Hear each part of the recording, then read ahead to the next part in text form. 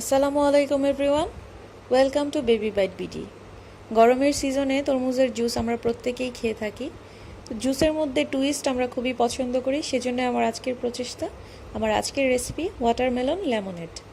চলুন আমরা রেসিপিটা একটু দেখে নিই।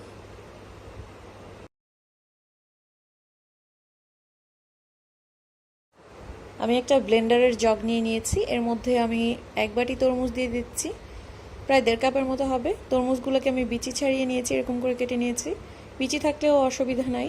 এর মধ্যে আমি 1 টেবিল চামচ চিনি দিয়ে নিচ্ছি।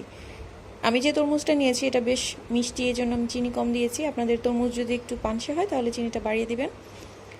এখন আমি ব্লেন্ড করে নিয়েছি, একটা গ্লাস নিয়ে নিয়েছি।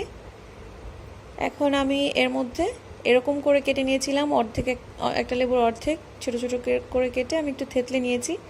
এতে এটার রসটা এবং চামড়ার মধ্যে থাকা যে স্মেলটা সেইটাও এই জুসের মধ্যে ব্লেন্ড হয়ে যাবে।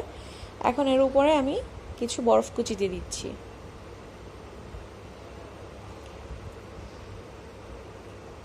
এখন আমি দিয়ে দিচ্ছি এর মধ্যে ড্রিঙ্কিং সোডা। এই সোডার পরিবর্তে আপনারা 7 আপ, স্প্রাইট এই ধরনের লেমন লাইম সফট ড্রিঙ্কসও ব্যবহার করতে পারবেন।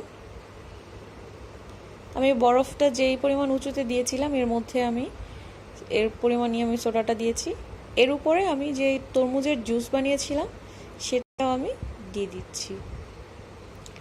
ব্যাস হয়ে গেল দারুণ রিফ্রেশিং টেস্টি একটা জুস, তরমুজের লেমনেড। এই গরমে অবশ্যই বাসায় ট্রাই করবেন, ট্রাই করে আমাকে জানাবেন কেমন হলো এবং বাসার সবার সাথে শেয়ার করবেন।